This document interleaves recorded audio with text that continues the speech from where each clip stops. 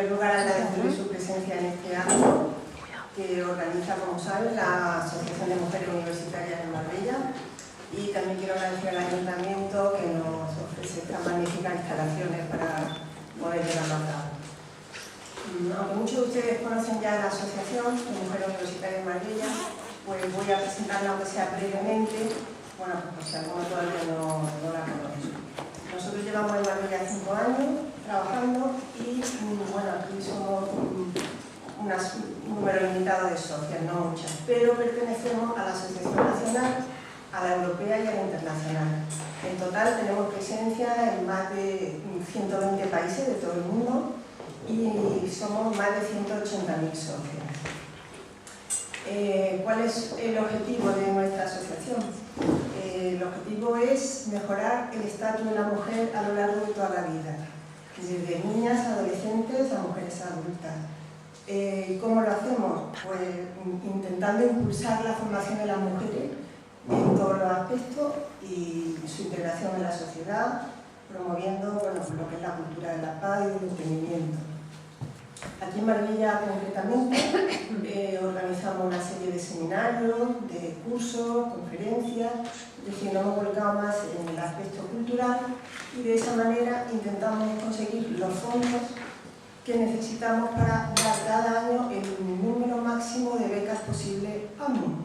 Las becas AMU empezaron hace aquí 4 años y son becas que otorgamos a niñas de Marbella, que son niñas muy buenas estudiantes y, bueno, con una necesidad económica, que necesitan un apoyo para comenzar su carrera.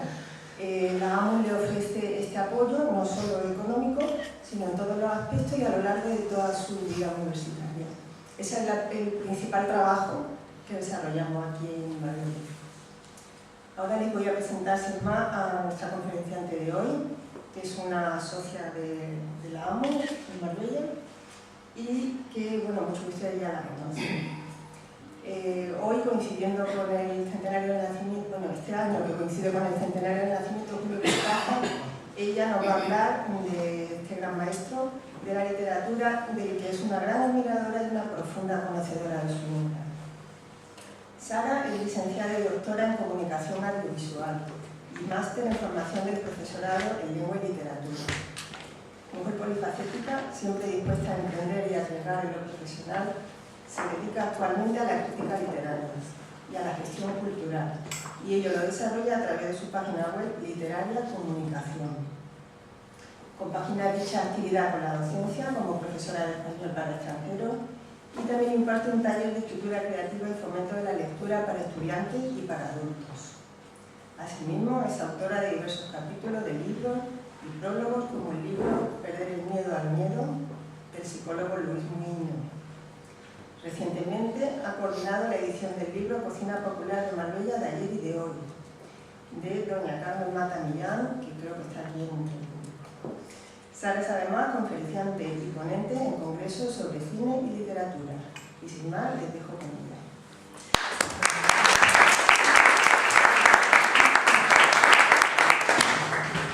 Bueno, muchas gracias a todos por acompañarnos esta noche en este homenaje que queremos rendir a Julio Cortázar desde la Asociación de Mujeres Universitarias. Nosotros ya leímos una obra el mes pasado, en concreto El Perseguidor, y bueno, yo tenía cierto interés en hacer esta conferencia como una mera aficionada. No soy ninguna gran conocedora de su obra, soy una aficionada, he leído prácticamente todo lo que se ha publicado de Julio Cortázar y bueno, creo que el mejor homenaje que se le puede hacer, se le puede rendir en este centenario de su nacimiento es leer su obra. No obstante, tú quizás has comentado antes que hoy se celebraba el centenario, no, efectivamente hoy no es, él nació un 23 de agosto de 1914, pero curiosamente hoy conmemoramos una fecha muy especial, muy importante, y es el Día Mundial del SIDA. Y hace muy poco tiempo se ha conocido, se sabe, que Julio Cortázar murió de SIDA y no de leucemia, como se decía. Obviamente no murió de SIDA por relaciones sexuales o porque fuera drogadicto, no. Él tenía una enfermedad, bueno, tenía una úlcera de estómago, perdía bastante sangre, y en una de las transfusiones que le realizaron se ve que algún donante tenía el SIDA. En aquella época en la que él murió, que fue en 1984, el SIDA era un gran desconocido. Pero la escritora uruguaya Cristina Peri Rossi fue una de las que más defendieron la teoría últimamente, en los últimos años, de que Julio Cortázar había muerto de SIDA y no de leucemia, como se decía. Es más, en la última visita que hizo Julio Cortázar a España, que fue a finales del año 83, él estaba muy enfermo y Cristina Peri Rossi se prestó a llevarle a un doctor muy prestigioso de Barcelona porque él tenía un sarcoma en la lengua y es lo característico de los enfermos de SIDA. En aquel momento el doctor le dijo: mire, desconozco lo que le ocurre, no tiene ninguna enfermedad cancerígena, pero lo que tiene es muy grave. Y efectivamente murió al cabo de unos cuantos meses. Julio Cortázar se sabía realmente enfermo, así que de una manera un tanto apresurada intentó terminar los últimos libros, los últimos escritos. En concreto traigo lo último que publicó, que fue su poemario Salvo el crepúsculo. La primera obra que él editó fue un poemario también, Presencia, en el año 38, y lo último que publicó fue Salvo el crepúsculo, también otro poemario. Bueno, nacido originalmente, como digo, en 1914 en Bruselas, ha sido uno de los escritores argentinos más importantes de todos los tiempos. Hasta 1919 su familia no se instaló definitivamente en Argentina. Ya terminada la Primera Guerra Mundial, regresa, su padre era diplomático, y allí pues se formó, estudió Magisterio y Letras. En 1946, tras la victoria de Perón, Cortázar renuncia a su plaza de profesor y abandona el país. En 1950 establece su residencia en la capital francesa, ciudad en la que vivió hasta su muerte en 1984. Allí se ganaba la vida como traductor de literatura y como traductor para la UNESCO. Este oficio alimenticio era idóneo para compaginar con su gran pasión, la escritura. Por eso escribir era para Julio Cortázar una forma de vivir, un divertimento. Desde sus inicios juveniles, cuando todavía firmaba con el seudónimo de Julio Denis, vio en la literatura una ambiciosa realización humana. No una profesión, sino una vocación, una manera de ser. De allí que insistiera en su condición de escritor aficionado. Al periodista argentino Osvaldo Soriano le dijo en 1979: yo siempre ejercí la escritura para divertirme, y es por eso que me niego a que me consideren un escritor profesional. Siempre me consideré un aficionado, un tipo que escribe porque le da la gana y cuando le da la gana. Su persona permanece en su obra y proyecta el hombre que fue, un niño grande y tierno, capaz de dar la vuelta al día en 80 mundos, crear un nuevo modelo para armar, llevar la rayuela a su gran obra literaria y encender el fuego de la fantasía. Nadie como él supo presentarse ante el lector como un semejante, tratándolo con extrema complicidad y con identificación. Fue un hombre de letras, ningún género quedó sin explorar. Practicó sobre todo el cuento, en Bestiario, Final del juego, Las armas secretas, pero también la novela, en 62, Modelo para armar, Rayuela, el libro de Manuel, la poesía, en Presencia, Pameos y Meopas, Salvo el crepúsculo, el ensayo, en Nicaragua tan violentamente triste, Argentina, años de alambradas culturales, el teatro, en su única obra dramática, Los Reyes, y todas las variantes de la prosa, como La Vuelta al Mundo, La Vuelta al Día en 80 mundos, Último Round, prosa del Observatorio. Su mérito reside en transgredir las reglas del juego, aplicando una radical renovación. Como dice Saúl Yurkiewicz, buscaba sacar al escrito de sus carriles convencionales, sublevarlo, subvertirlo, desbocarlo, lanzarlo hacia su más allá mediante un sorpresivo y desconcertante desbordamiento. ¿Y cuáles fueron esos caminos que emprendió como escritor? Desde muy joven algo le decía a Cortázar que la literatura no estaba únicamente en las lecturas, en la biblioteca o en las charlas del café.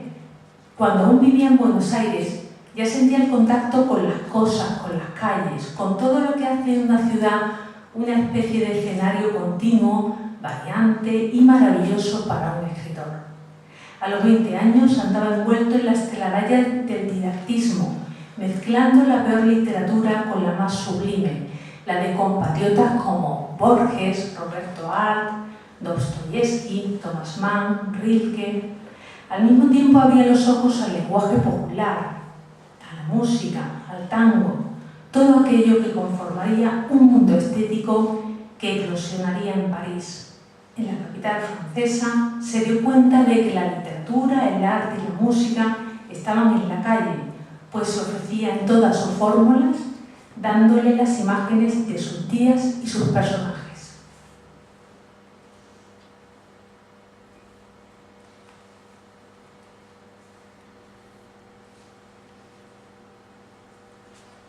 Y a la vez todo se da simultáneamente en este momento, que todavía no existe para mí, y que si en algún momento que usted escucha estas palabras que yo también he pasado desde siempre, en un tiempo que para mí ahora es el futuro, juego de la imaginación de ese no cesante que nunca falta entre los locos, como si eso pudiera decir algo, como si supiéramos lo que es un juego en el fondo y sobre todo lo que es la imaginación. Aquí, por ejemplo, esta cantidad de carteles, de afiches que se van amontonando, en general la gente pasa y mira el último, el que está pegado encima. Yo no sé, para mí es algo así como una pared llena de carteles, tiene algo siempre de mensaje, como una especie de poema anónimo, que ha sido hecho por todos, por montones de pegadores de carteles que fueron superponiendo palabras, que fueron acumulando imágenes y luego algunas caen y otras quedan y los colores se van combinando. Ahí arriba, por ejemplo, hay un verdadero cuadro que se va a seguir perfeccionando todavía, porque cuando ese cartel se caiga en pedazos va a ser todavía más hermoso. Pero este tipo de cosas lo que me da a mí, lo que siempre me dio, como yo he tenido que caminar verdaderamente y poderse en una ciudad, es sobre todo signos. Además de eso que yo llamo el poema anónimo, por darle un nombre, es que ese poema tiene un sentido, hay palabras, hay cosas que continuamente te echan hacia adelante o te echan hacia atrás. Por ejemplo, aquí, por pura casualidad, ese cartel de ahí, Dillinger. Bueno, Dillinger para mí es irme inmediatamente 30 o 35 años atrás en Buenos Aires, cuando en los diarios se hablaba todo el tiempo del verdadero Dillinger, ¿no? De este autor que lo representa ahora. Aquel que era el enemigo público número 1 en Estados Unidos y que se lo buscaba por todos lados. Ahora, eso crea como una especie de cuadro, porque ahora yo sigo caminando, andando, pero creo que durante mucho rato voy a estar viviendo todavía 30 años atrás, lo cual supone todo un juego de recuerdos, de sentimientos.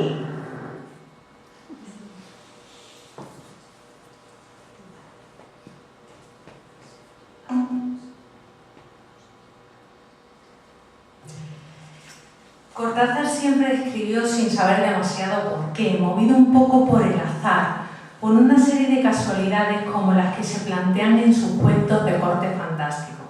Su gran amigo y director de la editorial sudamericana, Paco Porrúa, confirma que vivía en un azar seguro, un mundo donde los azares y las coincidencias eran siempre extraordinarias y a la vez cotidianas. Cuando estas señales o signos o epifanías comenzaban a repetirse, parecían constelaciones que él llamaba figuras. Y es que la presencia del azar era un continuo. Su amistad con el poeta, por ejemplo, Arnaldo Calveira, surgió del azar y fue siempre una larga serie de asombros. En una ocasión subió a un taxi en París y se puso a conversar con el chofer sobre el azar. Cuando terminó su trayecto, se despidieron amablemente, no sin antes preguntarse su nombre. A lo que el taxista le respondió: Je suis Jules Corta. Je suis Jules Corta Azar, respondió Cortázar. Otro caso, cuando vino a España, proveniente de Sudamérica, lo esperaban en el aeropuerto los escritores Rafael Conte y Félix Grande, y Cortázar venía en el avión Conte Grande. En Todo el fuego del fuego aparece un cuento titulado Instrucciones para John Howell. Para su sorpresa, un día recibe una carta de John Howell que le aseguraba que le había ocurrido todo lo que narraba en ese cuento. Incluso en Rayuela hay un personaje que está escondido en la novela, la pianista llamada Berthe Trepat. Tiempo después, en un periódico de Buenos Aires, apareció un reportaje sobre una señora que había ganado un campeonato de ajedrez. Se llamaba Laura Berthe Trepat Colichiani y decía que su verdadera vocación había sido siempre el piano. El azar, para Cortázar, fue lo que para otras personas el ángel de la guarda. Julio Cortázar solía preguntarse por qué la sinceridad solo se da en la descarga dramática o lírica, mientras que lo lúdico comporta algo de artificio o disimulo, cuando lo cierto es que desde Omar Khayyam la imagen del juego se emplea con frecuencia en la literatura para expresar la naturaleza aleatoria de la vida y que tanto lo obsesionó. Por eso muchos títulos de su obra son juegos o aluden a ellos. Por ejemplo, Los premios, Rayuelas, Final del juego, 62, Modelo para el mar, Octaedro, La vuelta al día en 80 mundos, Último round. A través de ellos conforma una temática directa y otra simbólica, afectando no solo a personajes y acciones, sino a la propia estructura de la obra. El juego comienza precisamente con Continuidad de los parques. Es el primer relato que escribió en donde hay un afanoso lector que ignora las consecuencias de su lectura y una historia de dos amantes que llega a invadir misteriosamente el espacio y el tiempo del primer personaje.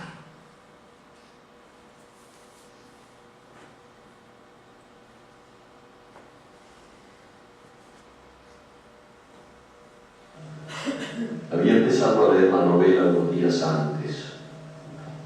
La abandonó por negocios urgentes, volvió a abrirla cuando regresaba a entrenar a la finca.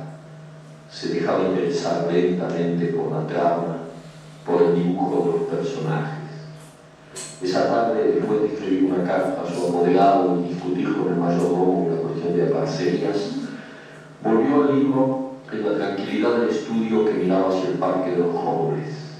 Arrellanado en su sillón favorito, de espaldas a la puerta que lo hubiera molestado como una irritante posibilidad de intrusiones, dejó que su mano izquierda acariciara una y otra vez el terciopelo verde y se puso a leer los últimos capítulos. Su memoria retenía sin esfuerzo los nombres y las imágenes de los protagonistas. La ilusión novelesca lo ganó casi enseguida. Gozaba del placer casi perverso de irse desgajando línea a línea de lo que los rodeaba y sentía a la vez que su cabeza descansaba cómodamente en el terciopelo del alto respaldo, que los cigarrillos seguían al alcance de la mano, que más allá de los ventanales danzaba el aire del atardecer bajo los robles. Palabra a palabra, absorbido por la sórdida disyuntiva de los héroes, dejándose ir hacia las imágenes que se concertaban y adquirían con el movimiento, fue testigo del último encuentro en la cabaña del monte. Primero entraba la mujer recelosa, ahora llegaba la amante, lastimada la cara por el chicotazo de una rama. Admirablemente restañaba ella la sangre con sus besos, pero él rechazaba las caricias. No había venido para repetir las ceremonias de una pasión secreta, protegida por un mundo de hojas secas y senderos fructivos. El puñal se empillaba contra su pecho y debajo latía la libertad agazapada. Un diálogo adelante corría por las páginas con un arroyo de serpientes y se sentía que todo estaba decidido desde siempre, hasta esas caricias que enredaban el cuerpo del amante como queriendo retenerlo y disuadirlo, dibujaban abominablemente la figura de otro cuerpo lo que era necesario destruir. Nada había sido olvidado, coartadas, azares, posibles errores. A partir de esa hora, cada instante tenía su empleo minuciosamente atribuido. El doble repaso despiadado se interrumpía apenas para que una mano acariciara una mejilla. Empezaba a anochecer. Sin mirarse ya, atados rígidamente a la tarea que los esperaba, se separaron en la puerta de la cabaña. Ella debía seguir por la senda que iba al norte. Desde la senda opuesta, él se volvió un instante para verla correr con el pelo suelto. Corrió a su vez parapetándose los árboles y los secos hasta distinguir en la bruma malva del crepúsculo la alameda que llevaba a la casa. Los perros no debían ladrar y no ladraron. El mayordomo no estaría a esa hora y no estaba. Subió los 3 peldaños del porche y entró. Desde la sangre galopando en sus oídos le llegaban las palabras de la mujer. Primero una sala azul, después una galería, una escalera alfombrada. En lo alto, 2 puertas. Nadie en la primera habitación, nadie en la segunda. La puerta del salón, y entonces el puñal en la mano, la luz de los ventanales, el alto respaldo de un sillón de terciopelo verde, la cabeza del hombre en el sillón leyendo una novela.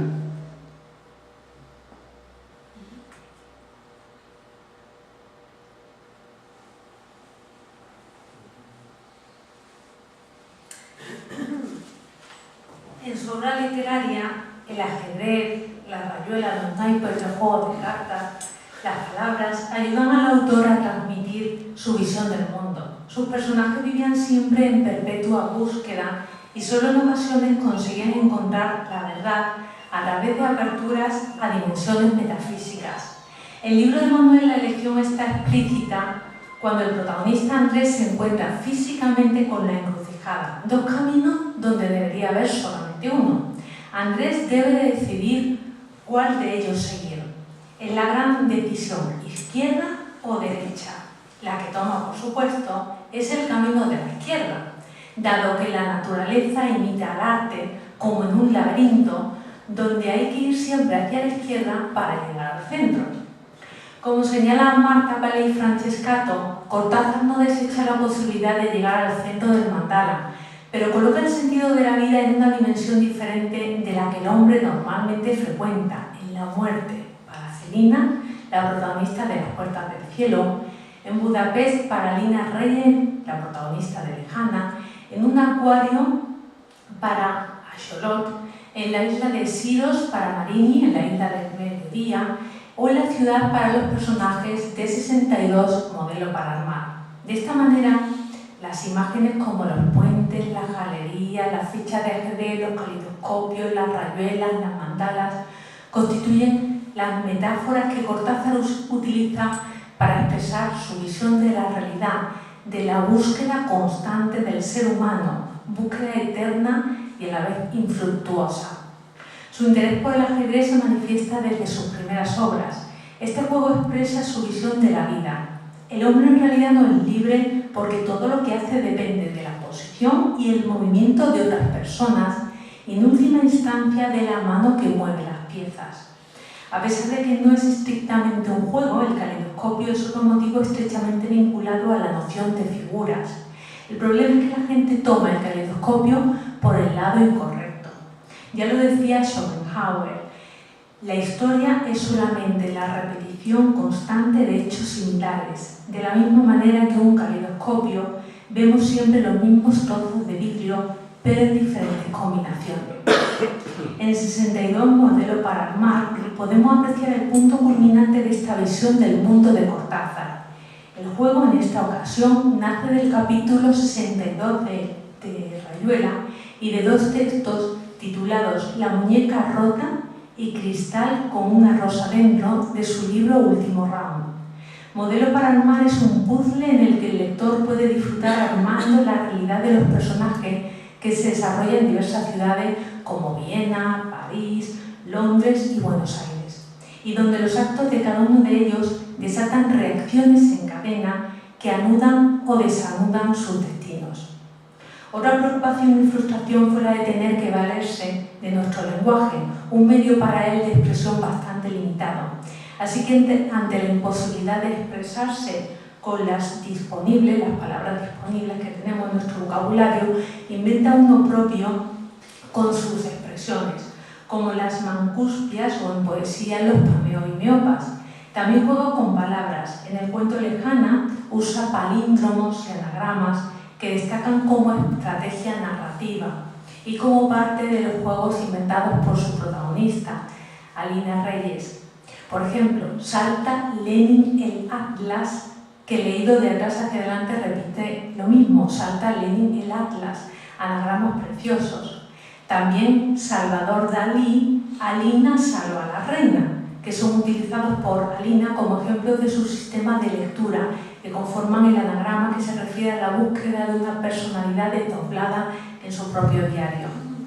En Rayuela, el escritor trata de librarse de las restricciones que le impone el lenguaje, restricciones que a veces expresa con especial énfasis. Hay algunos pasajes en los que el protagonista, Horacio Oliveira, rechaza el lenguaje porque teme que le juegue malas pasadas, que en vez de que sea él el que piensa, el lenguaje le imponga por sus fórmulas, sus cortapisas, a modo de telegrama, de noticia. Y así que Cortázar se inventa un nuevo lenguaje, el lírico. La poesía, por su parte, ya lo hemos mencionado, también estuvo en Cortázar al servicio del juego. Consideraba que los pameos deberían fraccionarse en páginas sueltas para que el lector pudiera barajarlos y que el azar urdiera las muchas metamorfosis posibles.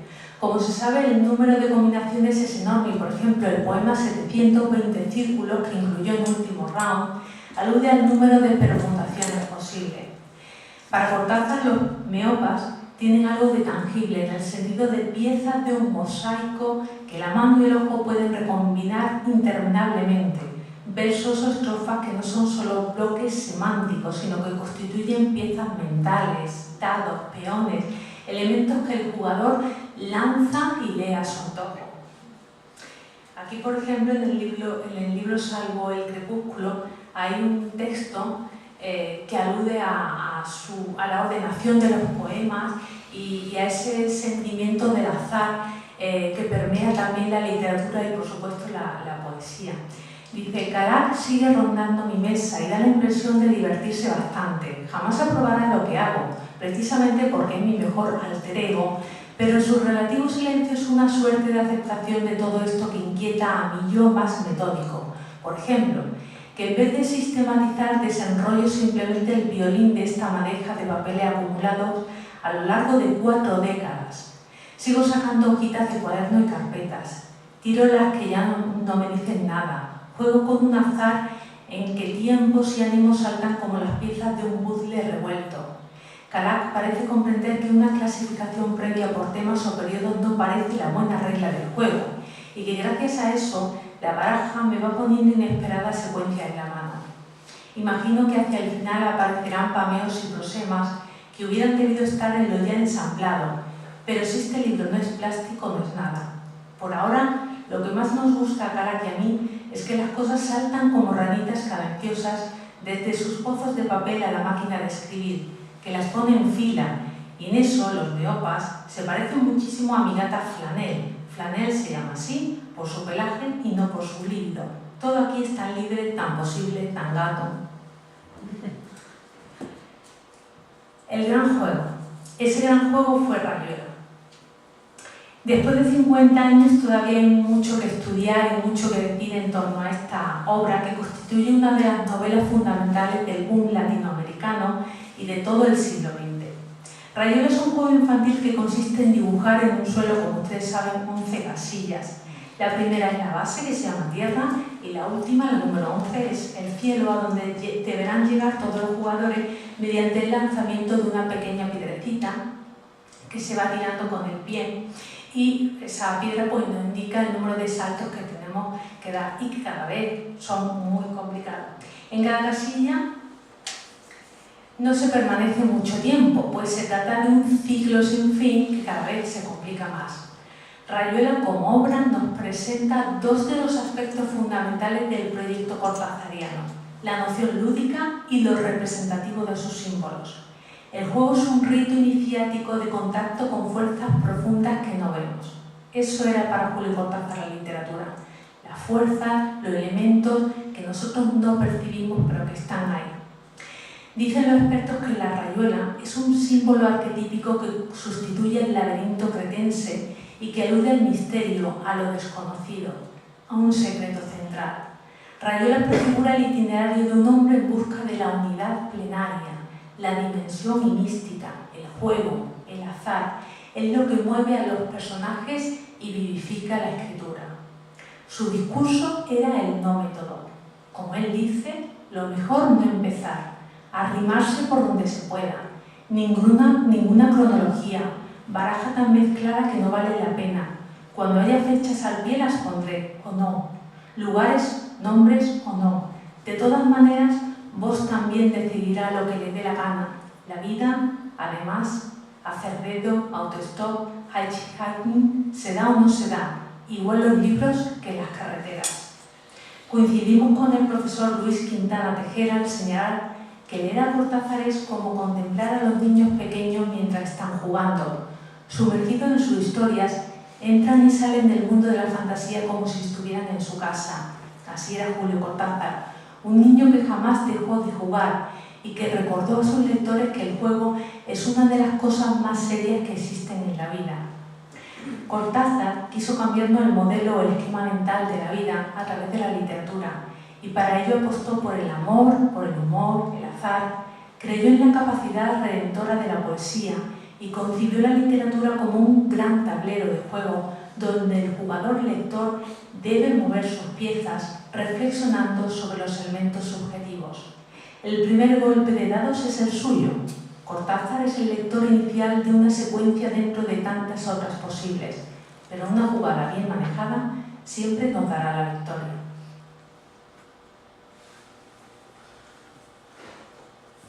Este último texto creo que no necesita comentario.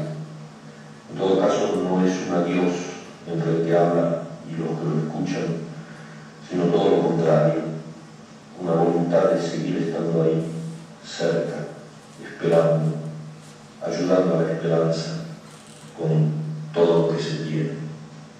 Por manera que tienen de viajar los cronopios y los famas. Cuando los famas salen de viaje, sus costumbres al pernoctar en una ciudad son las siguientes. Un fama va al hotel y averigua cautelosamente los precios, la calidad de las sábanas y el color de las alfombras. El segundo se traslada a la comisaría y labra un acta declarando los muebles e inmuebles de los tres, así como el inventario del contenido de su valija. El tercer fama va al hospital y copia las listas de los médicos de guardia y sus especialidades. Terminadas estas diligencias, los viajeros se reúnen en la plaza mayor de la ciudad, se comunican sus observaciones y entran en el café a beber un aperitivo, pero antes se toman de las manos y danzan en jonga. Esta danza recibe el nombre de Alegría de los Famas. Cuando los cronopios van de viaje, encuentran los hoteles llenos, los trenes ya se han marchado, llueve a gritos, y los taxis no quieren llevarlos o les cobran precios altísimos. Los cronopios no se desaniman, porque creen firmemente que estas cosas les ocurren a todos, y a la hora de dormir se dicen unos a otros, la hermosa ciudad, la hermosísima ciudad, y sueñan toda la noche que en la ciudad hay grandes fiestas y que ellos están invitados.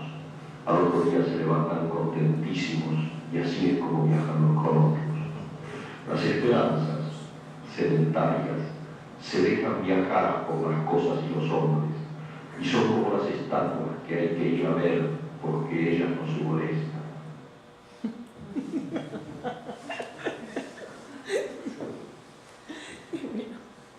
Bueno, pues espero que les haya gustado. Este era, creo, el mejor homenaje que podíamos rendir a Julio Cortázar y de alguna manera yo quería que su presencia, su persona estuviera presente a través de su voz y de estos vídeos. Muchas gracias.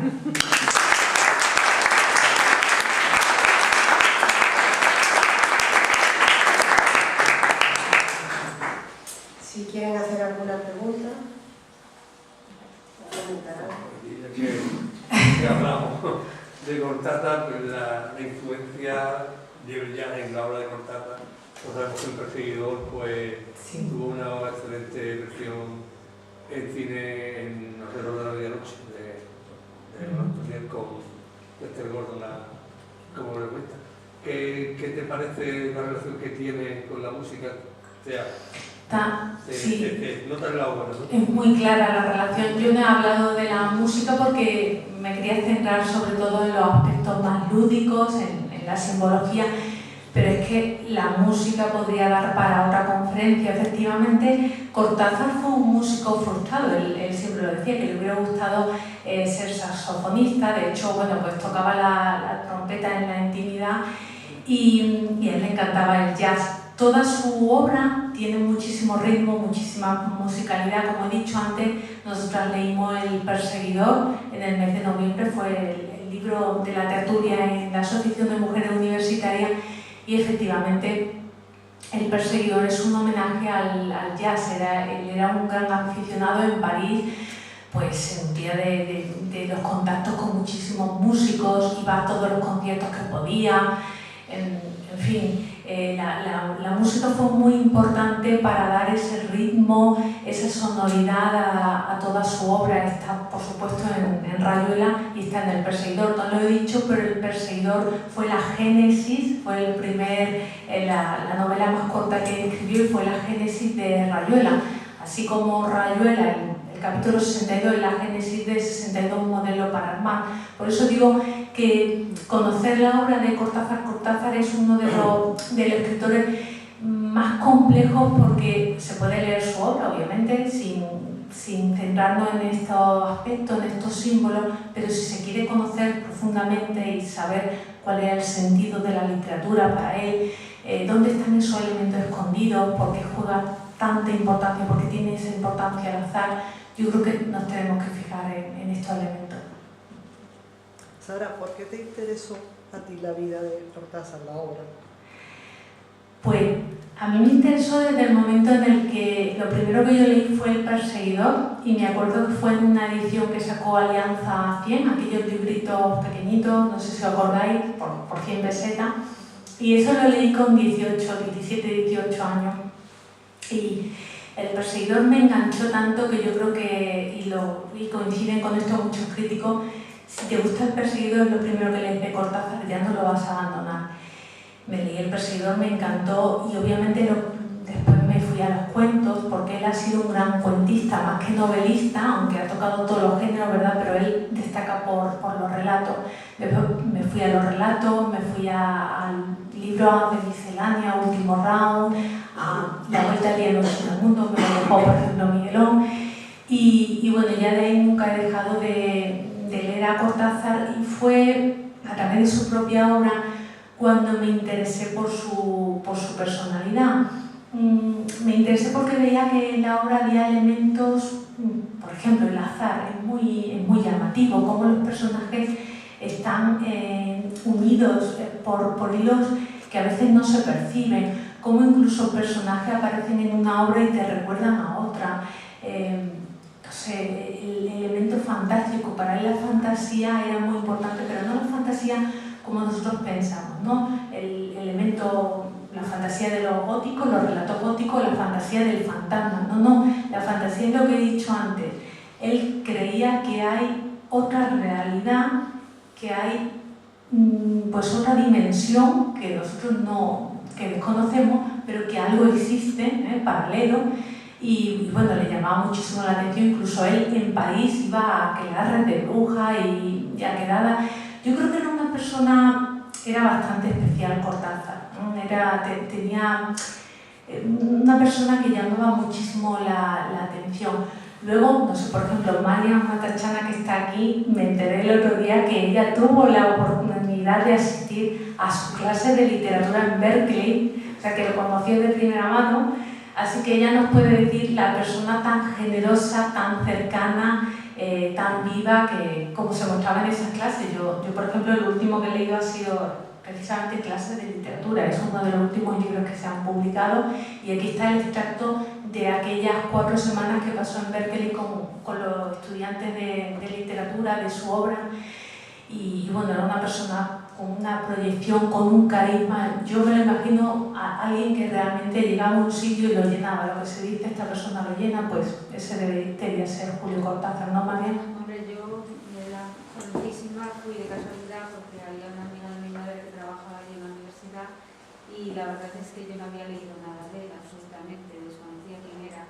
Y entonces me dejaron un libro de cuentos en el que venía aquel de la autopista, ¿os acordáis? Ajá, sí, la autopista hacia el sur. Pues antes de ir a una de sus clases yo a leer y me quedé como muy prendada con ese cuento, entonces pues como él quería siempre, o sea, tú llegabas a sus clases y quería que todo el mundo participara, yo no era ni alumna de la universidad y tal.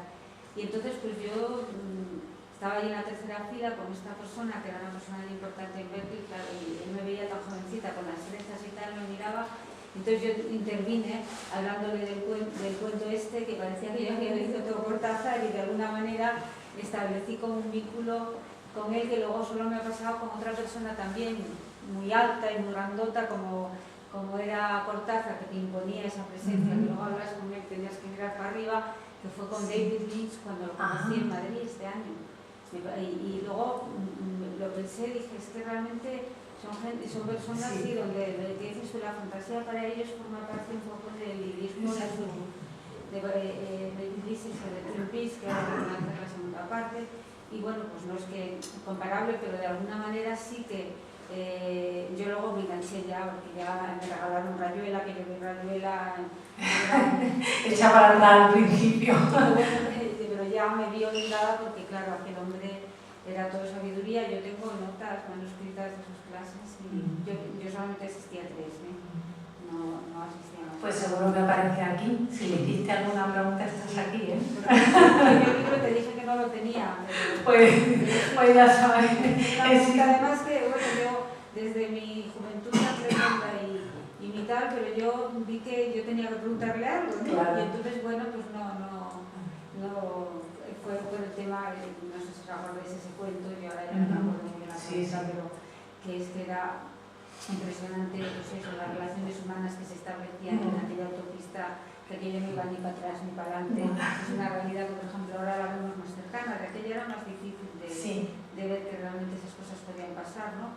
Yo cada vez que me encontraba a lo largo de todos estos años, después de mucho tiempo, en un atasco, siempre me acordaba de Cortázar. Sí, y luego lo que decías tú, la música importante y la musicalidad de sus obras es algo, yo creo que es alguien que o te gusta mucho o no te gusta nada, evidentemente. Porque yo una amiga mía le regalé Rayuela y bueno, no sé si diera por venir a la cabeza, pero me dijo, es que no he podido pasar de la página 40. Claro.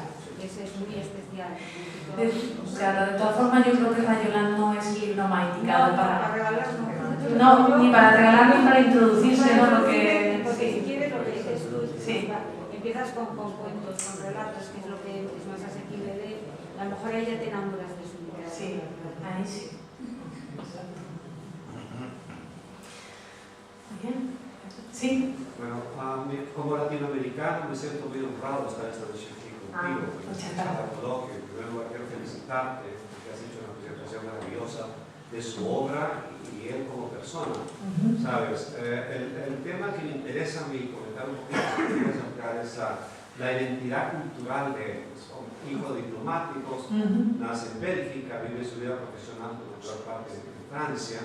Pero los años de Argentina le marcaron muchísimo, ¿no? Y sí. Al final, ¿cómo se definía culturalmente, cómo manejaba esa relación entre Europa y América Latina y concretamente Argentina? Con mucho su obra, ¿no? Sí, exacto. Él, como he comentado antes, aunque sea de pasada, tuvo que abandonar Argentina por cuestiones políticas. Pues él no era afín al peronismo y se instaló en Francia. Él vivió prácticamente la mayor parte de su vida en Francia, obviamente nació en el 14, hasta el 19-20 no llega a Argentina y aunque allí se forma, académicamente hablando, ejerce sus primeros años como profesor de magisterio en una escuela, no recuerdo en qué ciudad es, no es Buenos Aires. Y bueno, ya al final de los años 49 o 50 es cuando decide instalarse en Europa y fija su residencia en París. No obstante, Julio Cortázar es cierto y ahí ha habido muchísima polémica porque algunos lo tachaban de afrancesado. ¿Os habéis dado cuenta de esa pronunciación que tenía de la R? No sé si tenía un problema o es que realmente pues, ya se había acostumbrado a hablar de esa manera, pero el caso es que él nunca se olvidó de su patria. Para él Argentina fue su país natal, allí fue donde se educó, sus padres eran argentinos, su padre era diplomático, por cierto, que él venía de familia de vascos, Cortázar es un apellido vasco, y bueno, él nunca olvidó Argentina y estuvo muy comprometido políticamente hablando, no solo con la causa argentina, sino con la causa nicaragüense y con la causa salvadoreña. Él era un gran admirador del Che Guevara, ya sabemos después lo que pasó, en fin, se distanció un poco, el castrismo pues lo criticó profundamente, sobre todo en los años finales del 70 y pico, es cuando ya se da cuenta de Fidel Castro de lo que es bueno, pues la izquierda en Cuba y cómo se está manipulando, porque al final lo que ocurre con los dictadores es que todos son iguales, sean de izquierda o de derecha. Pero él era un gran admirador del Che Guevara y sobre todo defendió la causa nicaragüense, de ahí el libro de Nicaragua tan violentamente triste. Él tuvo varias visitas en Nicaragua cuando estaban en guerra y la última fue precisamente en el año 83. Uno de los ejemplos de que Cortázar nunca olvidó su patria es, por ejemplo, que era un gran admirador del tango, que el tango también está muy presente en su obra, y que nunca dejó de escribir en español. Ojo, en español, no en castellano. Así que él, aunque dominaba muchísimos idiomas, y aunque en París, bueno, el francés para él era su lengua del día a día, él siempre escribía en español y después se traducía sus propias obras al francés o al inglés, pero su lengua materna era el español.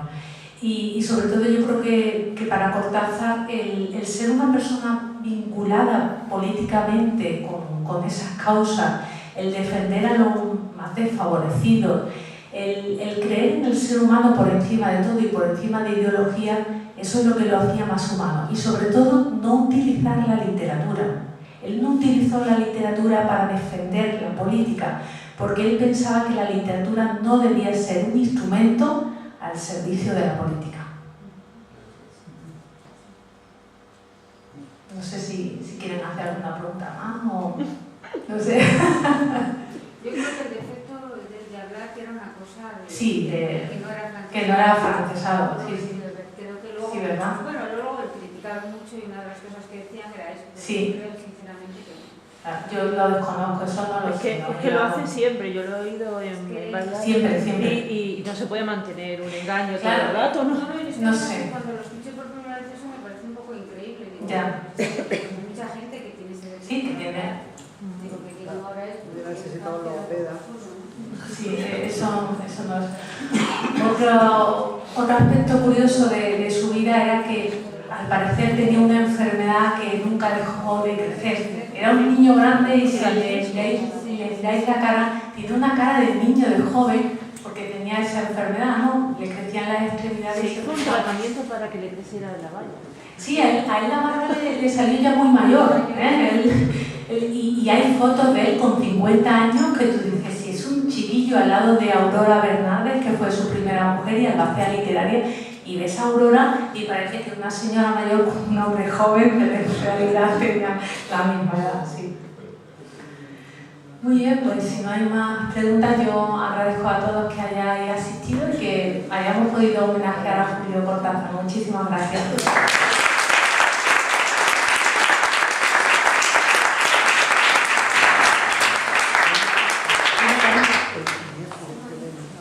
Espérate un momento.